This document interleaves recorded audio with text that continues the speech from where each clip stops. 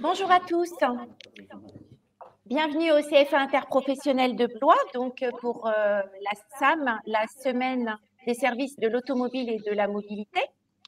Donc, je commence par me présenter. Moi, je suis Isabelle Berlu, chargée de mission donc, au CFA interprofessionnel. Et donc, à mes côtés, aujourd'hui, quelques formateurs ainsi que des apprentis. Donc, je vais d'abord donner la parole donc, à chacun pour que chacun puisse se présenter. Donc, Jacques. Voilà, bonjour. Donc Jacques Mardon, je suis responsable de l'unité automobile au CFA de Blois, mécanique, carrosserie et peinture. Très bien. Jean-Marie. Bonjour à tous, Jean-Marie Conto. Je suis formateur au sein de l'unité pour l'automobile de Blois, sur les métiers du CAP, enfin sur les diplômes du CAP, du bac professionnel et du contrat de qualification professionnelle de technicien expert après-vente. D'accord, très bien. Je vais donner la parole également à Kylian pour qu'il puisse se présenter. Bonjour, moi c'est Kylian Thibaudin, je suis en terminale pro mécanique automobile. Voilà. D'accord, très bien. Et puis Enzo, donc, qui est actuellement en CAP peinture en carrosserie, est en train de nous rejoindre. On pourra lui donner la parole tout à l'heure. Je tiens à préciser donc nous devions avoir une entreprise présente à nos côtés là ce matin, mais malheureusement donc un petit empêchement de dernière minute n'a pas permis donc à ce chef d'entreprise d'être avec nous ce matin.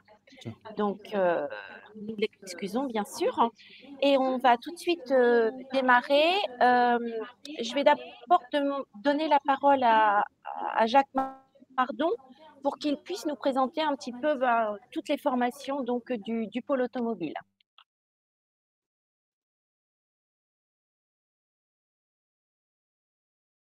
Voilà, donc bonjour à tous. Donc le pôle automobile au CFA de Blois, donc c'est en gros 160, à peu près 160 apprentis.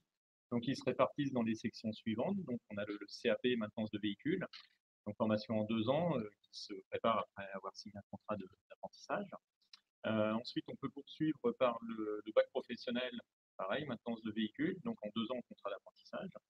Et puis ensuite, on peut donc se spécialiser donc en diagnostic, en préparant donc le CQP, le certificat de qualification professionnelle, technicien expert après-vente automobile. Voilà. Sinon, on a également une formation qu'on appelle le CQP, qui est un autre CQP, mais qui est le mécanicien en maintenance automobile, CQP MMA, qui est un premier niveau de formation. Et c'est une formation qui est pilotée par Pôle emploi à l'attention de personnes qui souhaitent se reconvertir professionnellement. Donc cette formation dure 5 mois. Et je ne sais pas si je l'avais dit, mais le CQP TEAVA, donc celui qu'on prépare après le bac pro, donc se prépare en 14 mois. Voilà. Et puis sinon, donc, après au niveau de la carrosserie et de la peinture automobile, donc on prépare aussi donc en carrosserie, donc le CAP carrossier en 2 ans par contrat d'apprentissage également. Et en 1 an, le CAP peintre, parce que c'est un CAP qu'on propose aux jeunes qui sont déjà titulaires du CAP carrossier ou éventuellement d'un autre diplôme. Et donc, ayant déjà un CAP, notamment le CAP carrossier, peuvent faire le CAP peinture, non pas en 2 ans, mais en une seule année, en ne passant que les épreuves professionnelles. Voilà. Est-ce que Jacques, tu peux nous préciser donc quels sont les effectifs actuellement au CFA pour le pôle automobile? Oui, alors pour le pôle automobile, il y a à peu près 160 jeunes, voilà, répartis sur les différentes sections que je viens de présenter. D'accord, très bien. Alors, je vais peut-être donner la parole à Enzo pour qu'il puisse se présenter puisqu'il est maintenant à nos côtés. Enzo, s'il vous plaît. Alors bonjour, moi c'est Enzo Vauclin. Je suis en apprentissage chez Renault Varsemen à Romorantin. Et là, je fais un CAP de peinture, de peintre. D'accord, très bien. Alors, on va peut-être vous donner d'abord des indications sur en quoi consistent les formations, qu'est-ce qu'on y fait, quels sont les objectifs, quelle est la durée.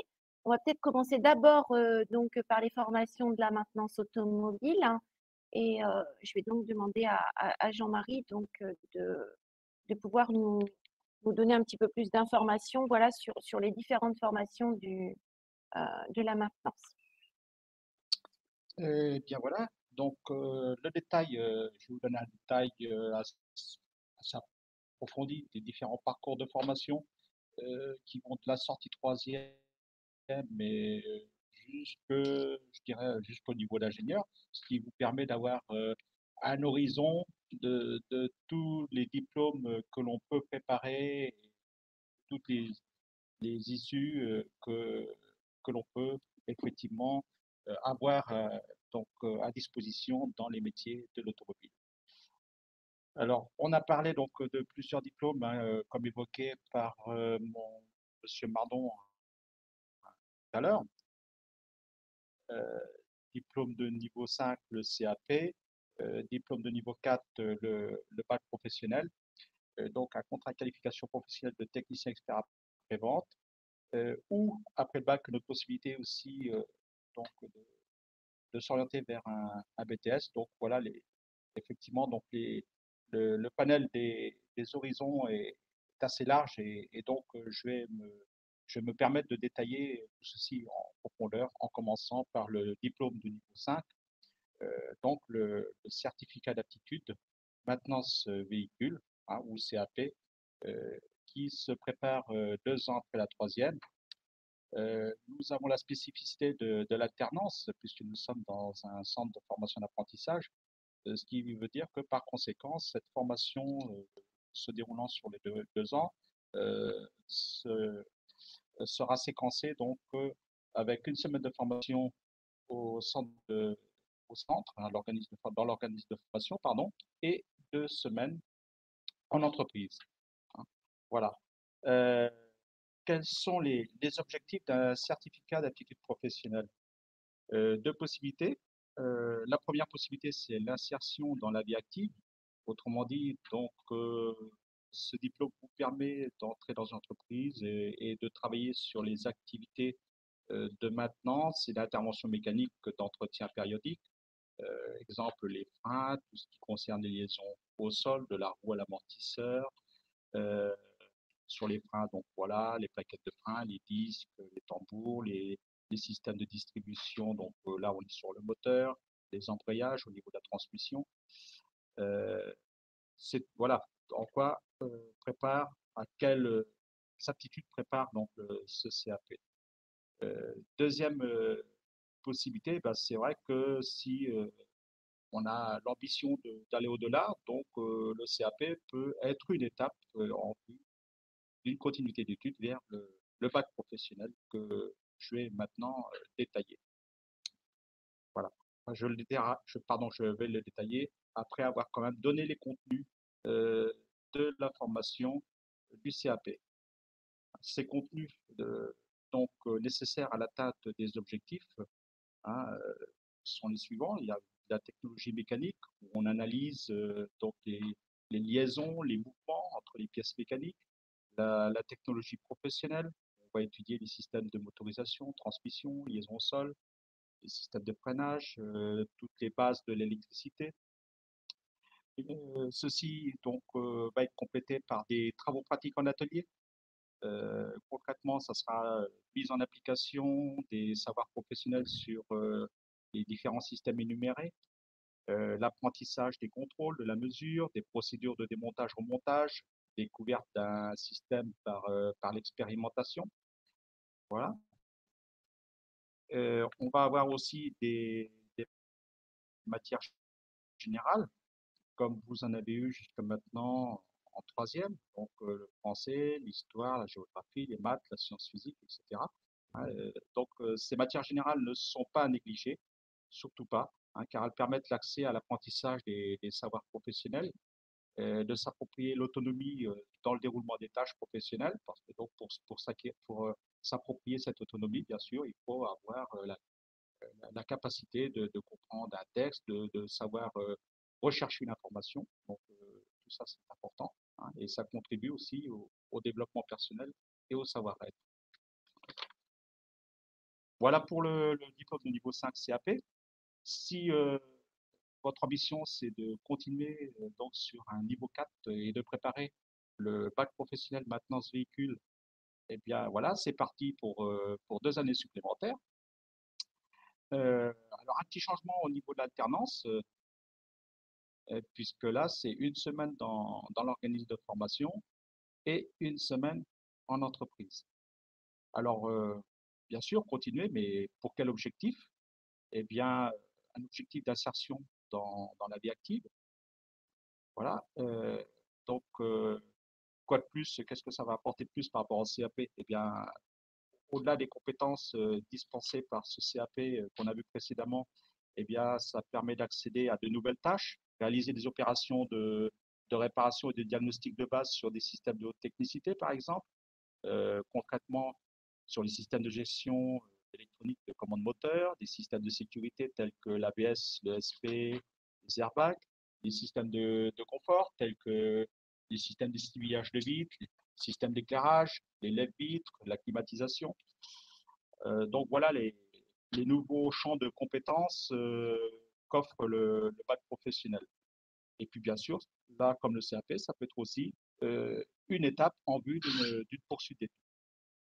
Alors pour atteindre ces nouvelles compétences, eh bien, donc, de nouveaux contenus de formation sont nécessaires, bien entendu.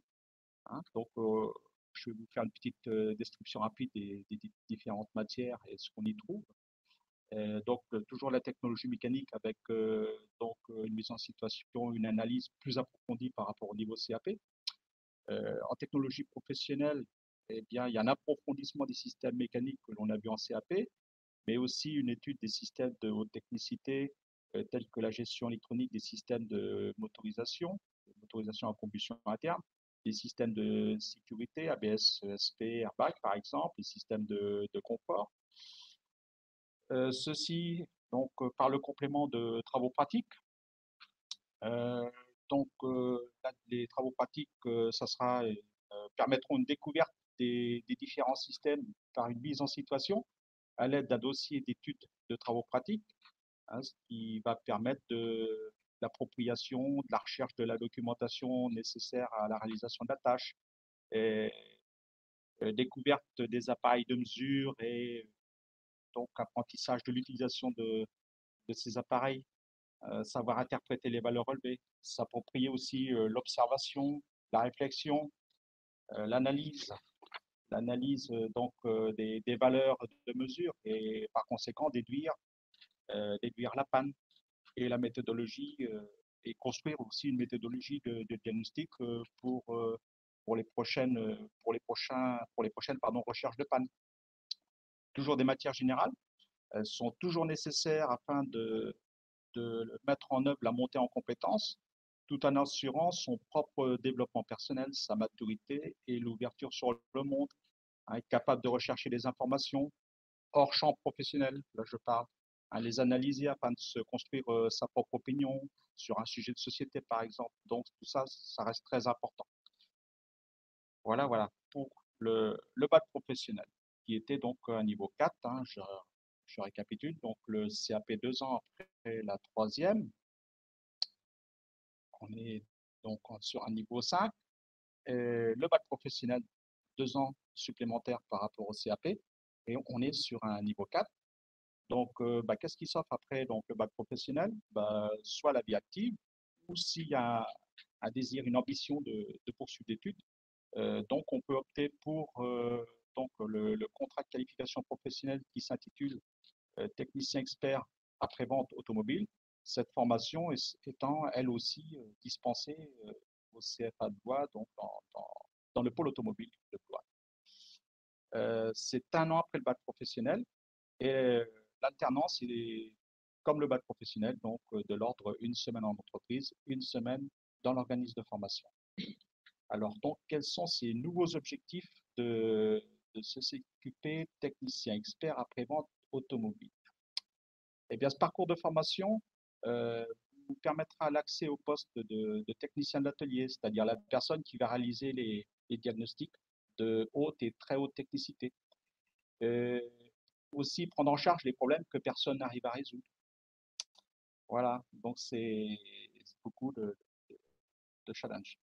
De plus, cette personne est habilitée pour travailler sur les véhicules hybrides, électriques, GNV, c'est-à-dire gaz naturel pour véhicule, et GPL, c'est-à-dire gaz de pétrole liquéfié.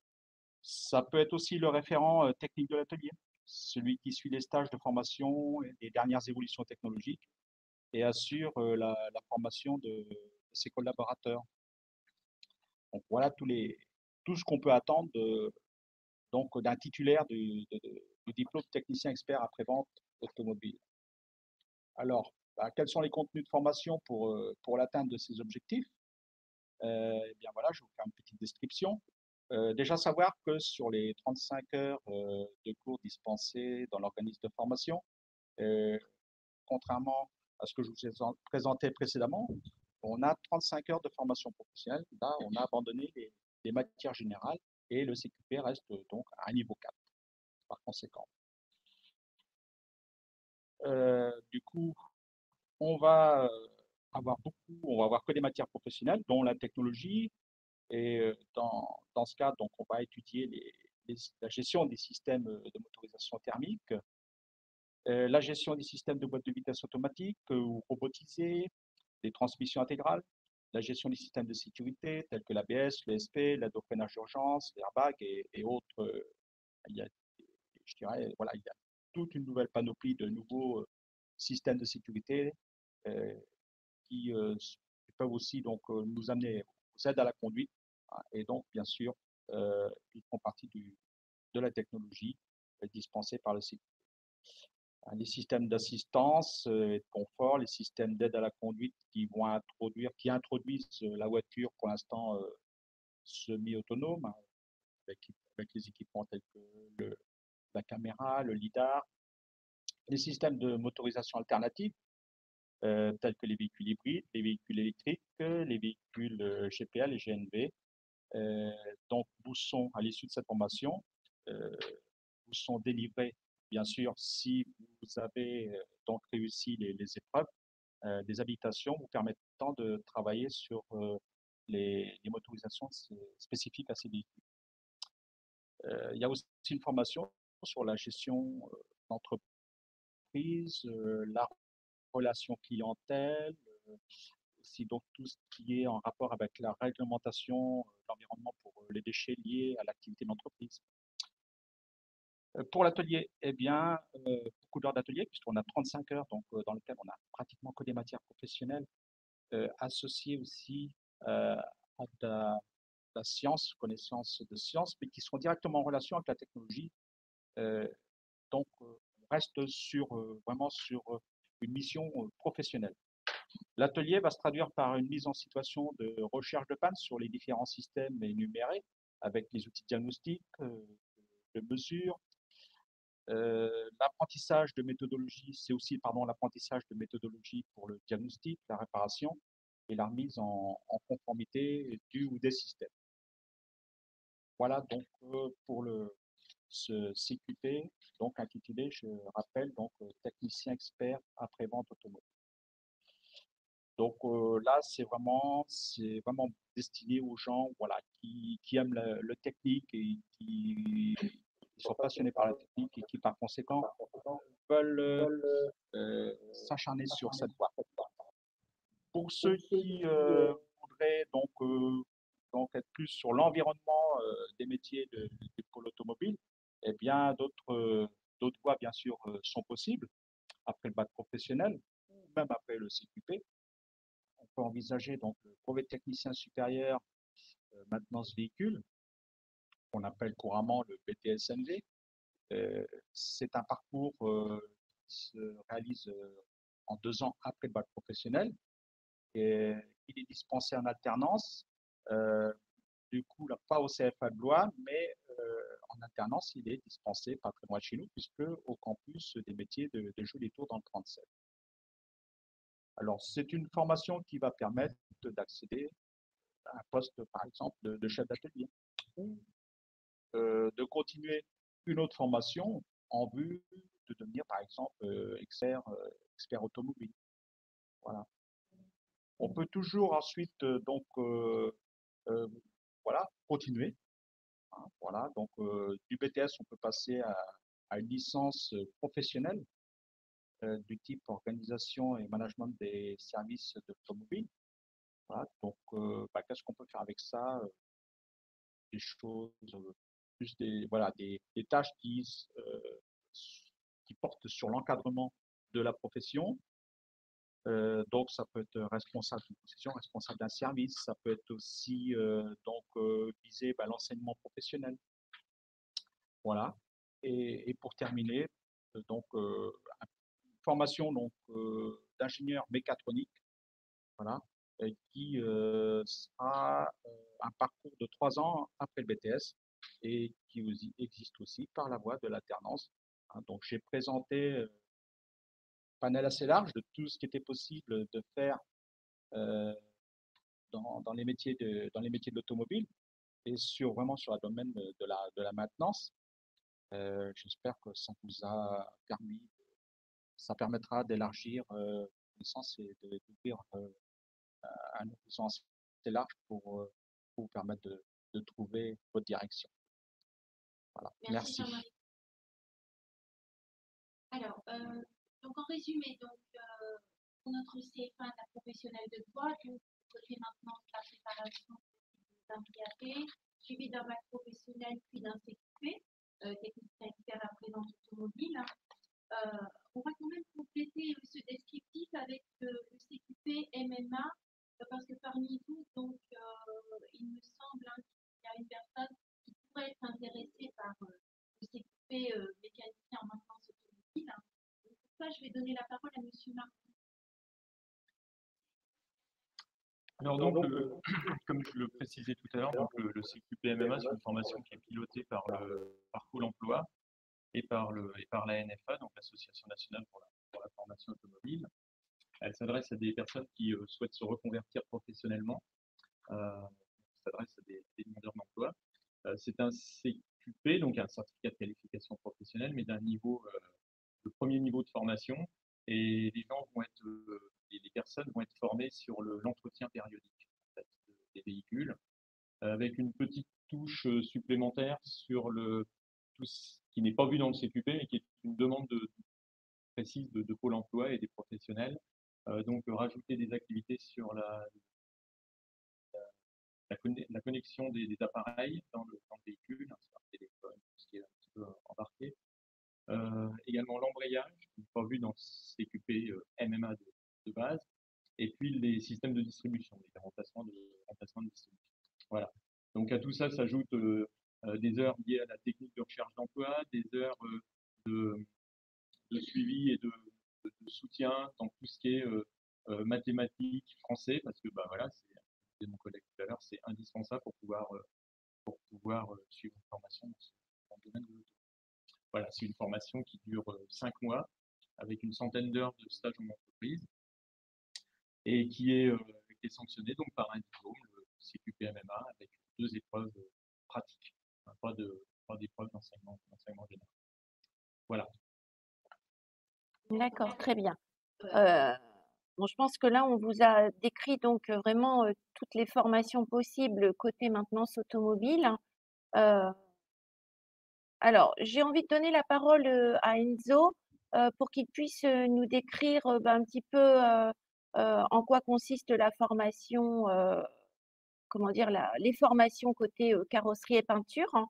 Donc, Enzo, si vous voulez bien nous dire, nous dire en plus vous votre parcours hein, au travers d'abord du CAP réparation des carrosseries et puis actuellement le CAP peinture, s'il vous plaît.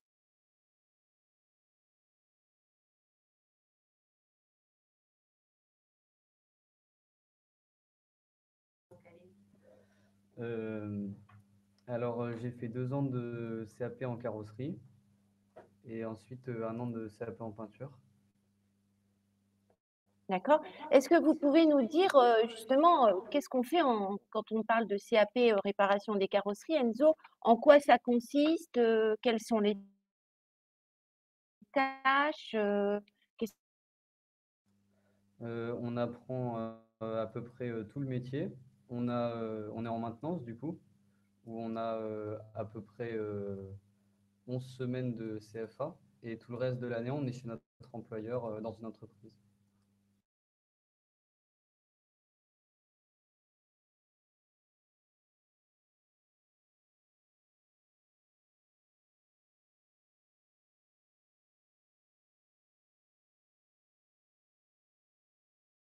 Pardon, si en fait, hein. Les tâches consistent à réparer les voitures, la carrosserie vraiment, à faire tout ce qui est redressage, euh, changement d'éléments. D'accord, très bien. Et donc, aujourd'hui, vous êtes en CAP peinture, donc ça veut dire que c'est une formation qui est complémentaire à celle de la réparation. Est-ce que vous pouvez nous en dire un petit peu plus, s'il vous plaît? C'est un peu la continuité du métier. C'est pour aller jusqu'au bout des chantiers. C'est vraiment la peinture et la carrosserie, c'est vraiment deux choses qui vont avec, quoi. Oui, donc c'est vraiment une formation qui est complémentaire et indispensable pour travailler en tant que carrossier peintre, en fait, hein. Est-ce que vous pouvez nous dire un petit mot sur votre parcours, Enzo, parce que vous avez préparé notamment le concours Un des meilleurs apprentis de France. Est-ce que vous pouvez nous en dire un petit peu plus? Alors oui, donc après mon parcours scolaire, vraiment, j'ai commencé en troisième, j'ai eu mon brevet. Ensuite, j'ai fait 2 ans de carrosserie, 1 an de peinture. Donc pendant mes 2 années de carrosserie, j'ai préparé le concours de le MAF 2020. Et, euh, et voilà. Et quels ont été vos résultats? J'ai fait une médaille d'or en départemental et une médaille d'or en régional. Très bien, félicitations. Qu'est-ce que vous envisagez après le CAP peinture en carrosserie? Après l'avoir obtenu, j'aimerais bien faire 2 ans de CQP à Châteauroux en réparation de carrosserie peintre. D'accord. Euh, Toujours dans le cadre de l'alternance, hein? Oui, bien sûr. Ok, très bien. Euh, enfin, Monsieur Mardon voulait peut-être compléter du coup par rapport au contenu de la formation, côté carrosserie et peinture. Il y a peut-être des choses que vous voulez ajouter par rapport à ce qu'Enzo nous a décrit? Non, pas vraiment, parce que je pense qu'il connaît bien le dans lequel il s'est engagé. Juste par rapport à ce complément de formation en peinture, c'est vrai que ça me semble indispensable parce que ça permet d'avoir plusieurs cordes à son arc en fait, et dans une entreprise, bah, voilà, il se peut que la personne soit amenée à prendre le véhicule du début à la fin, donc à la fois le côté carrossier, le côté peinture, ou s'il y a plus de travail du côté carrossier ou plus du côté peinture, ça permet une certaine polyvalence de, de la personne. Il faut quand même noter également que tous les ans, on a des jeunes qui sont titulaires du CAP, voire du bac pro maintenance de véhicules, qui s'orientent sur la carrosserie. Donc là, du coup, au bout donc ils peuvent forcément étant titulaires du CAP maintenance de véhicules, ils peuvent préparer le CAP carrossier en un an, étant donné qu'ils sont déjà titulaires de toute la partie générale, enseignement général. Et donc là, du coup, ça fait des jeunes qui ont vraiment donc des compétences importantes dans les trois domaines. En fait. Enfin, dans les deux domaines, carrosserie et peinture, mécanique et carrosserie. Et bien souvent, ils continuent sur la peinture également. Voilà. D'accord, très bien. Merci.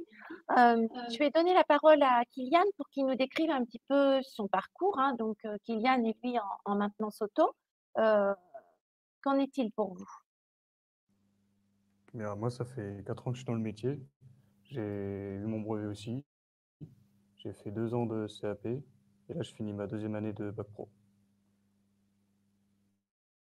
D'accord. Vous pouvez nous dire dans quelle entreprise vous êtes, Kylian, aujourd'hui? Je suis en concession chez Audi Hub. D'accord. Et enfin, vous comptez poursuivre votre formation? Vous savez ce que vous souhaitez faire à l'avenir? Oui, je souhaite poursuivre en CQP. Donc, c'est un CQP, moi, c'est exprès Volkswagen Audi. Donc, c'est à Sorini, côté de Tours. D'accord, très bien. Merci. Donc toutes nos formations donc au CFA interprofessionnel sont dispensées donc dans le cadre de l'alternance, hein. Heu, alors la première démarche à faire, c'est notamment donc trouver une entreprise, hein. On va dire que c'est peu, heu heu, un petit peu le enfin c'est la principale démarche à effectuer au départ. Est-ce que, monsieur Mardon, vous pouvez nous donner, enfin nous donner des conseils par rapport à ça? Souvent, c'est quand même la difficulté. Comment je fais? Est-ce que j'envoie un courrier? Est-ce que je me présente? Enfin voilà. Est-ce que vous avez des conseils à donner pour trouver une entreprise? Quelques conseils. En fait, je pense qu'il faut se déplacer, éviter les appels téléphoniques, parce qu'un appel téléphonique, bah, voilà, bien souvent, la la la solution de facilité, c'est, «Bah non, j'ai pas besoin, merci, au revoir» et de raccrocher le téléphone. Donc quand on a la personne en face, c'est quand même un petit peu différent.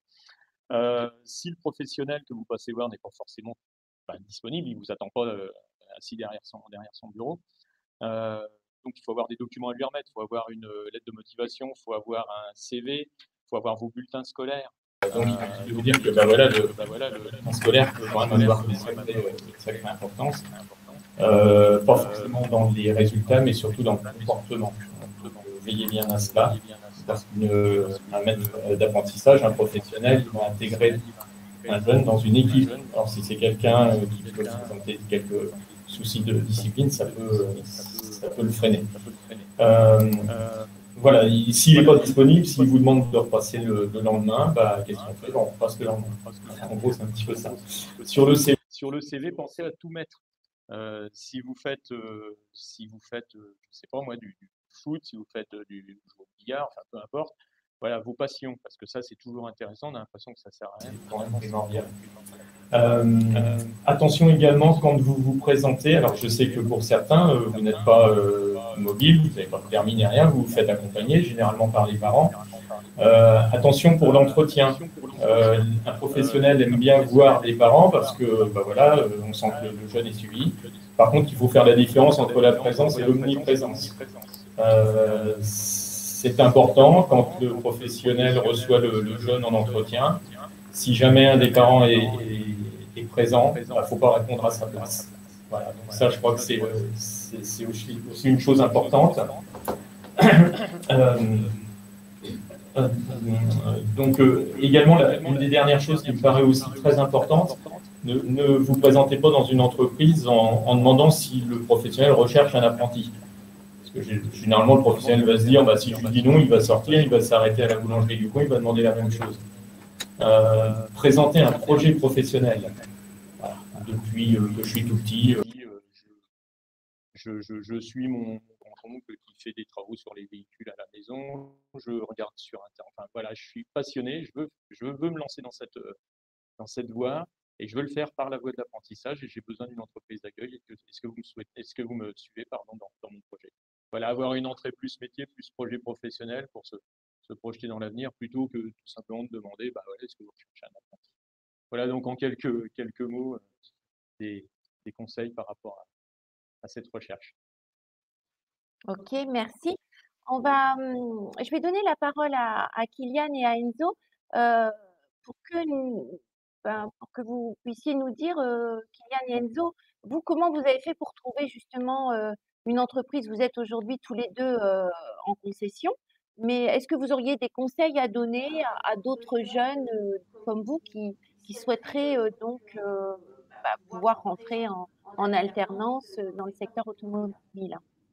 Bah, moi, le conseil que j'ai à donner, c'est ça, c'est de chercher les entreprises qui nous intéressent le plus, d'aller toutes les voir, de se présenter et montrer qu'on est motivé et persister s'ils ont un peu de mal. Et puis après, ils vont comprendre que voilà, tu es motivé et que tu as envie de travailler, etc. Ouais, je pense aussi que c'est ce qu'il faut faire. Il faut envoyer pas mal de demandes à pas mal de garages Mm. pour en cibler un maximum. D'accord, très bien.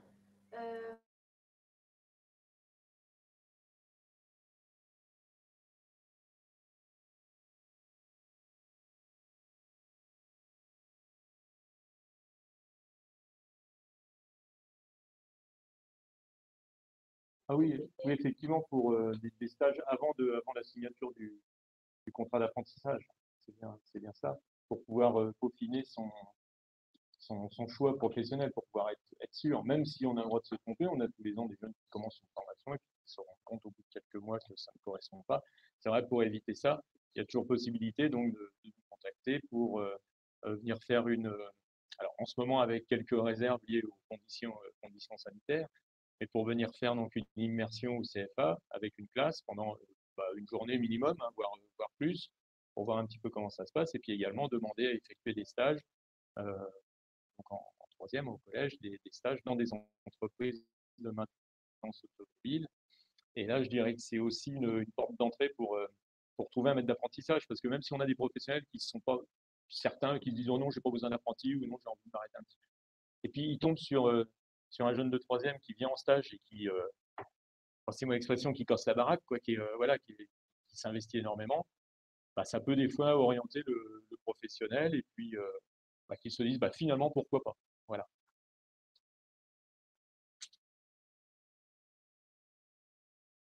Écran justement pour vous donner quelques indications. Euh, voilà, on venait d'évoquer journée d'immersion avec, avec Jacques Mardon, hein, donc aujourd'hui, donc, vous pouvez effectivement, en respectant quelques règles sanitaires, nous solliciter pour qu'on puisse vous accueillir au CFA pour une journée de stage.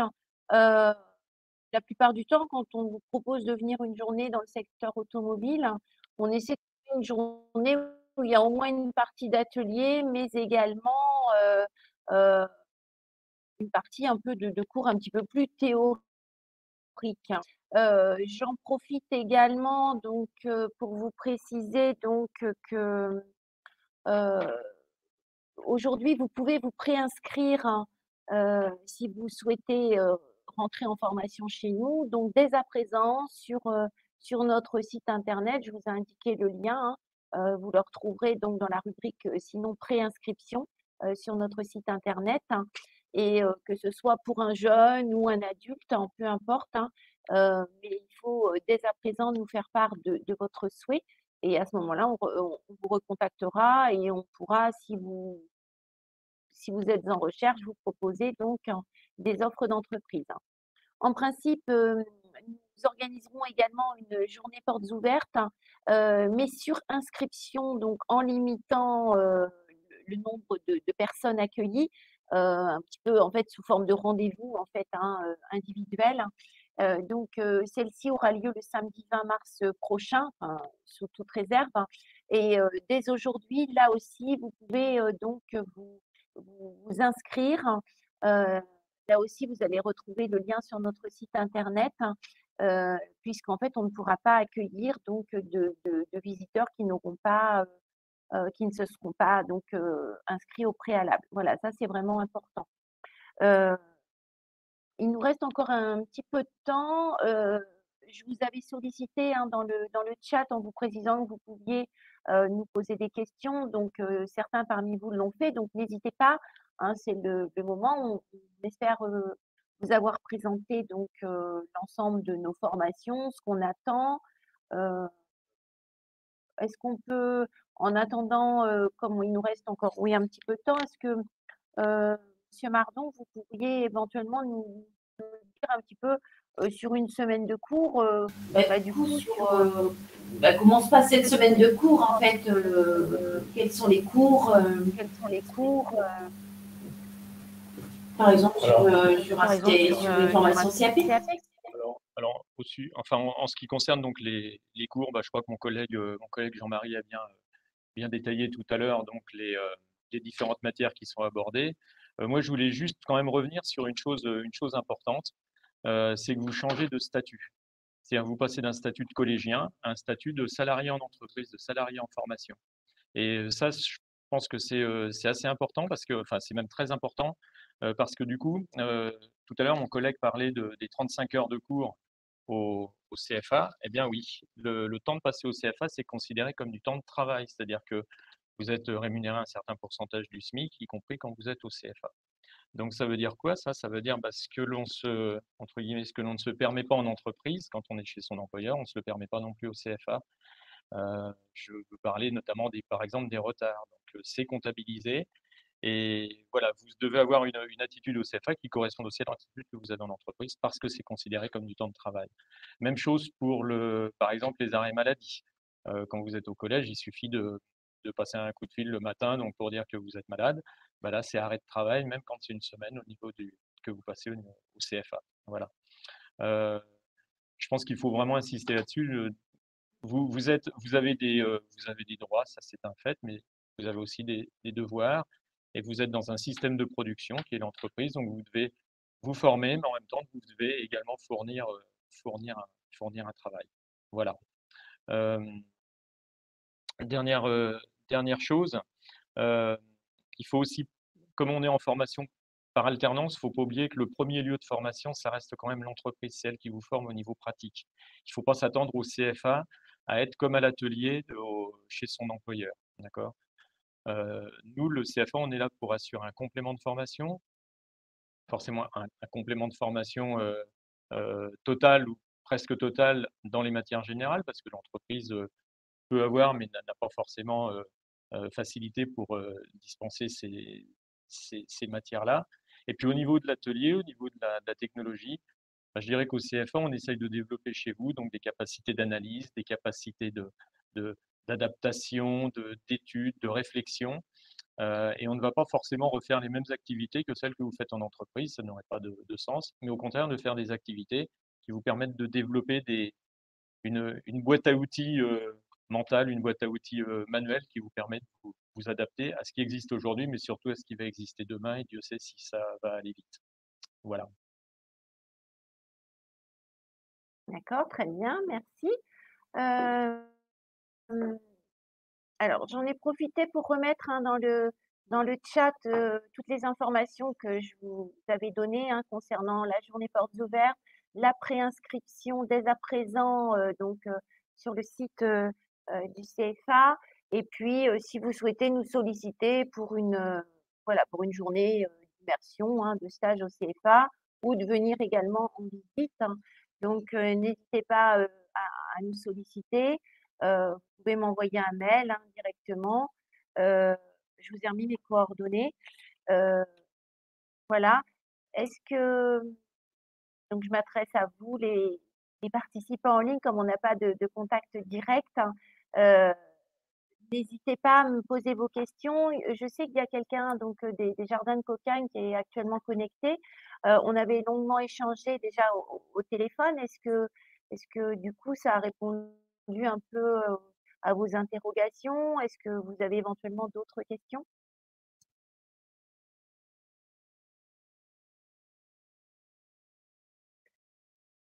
Bon, bah, écoutez, n'hésitez pas en tous les cas à reprendre contact avec nous s'il y a besoin. Nous organisons cet après-midi un autre événement donc à 15 heures. On vous donne rendez-vous. Donc n'hésitez pas à nouveau à vous inscrire sur le site de la SAM. Rendez-vous donc à 15 heures pour tester vos connaissances.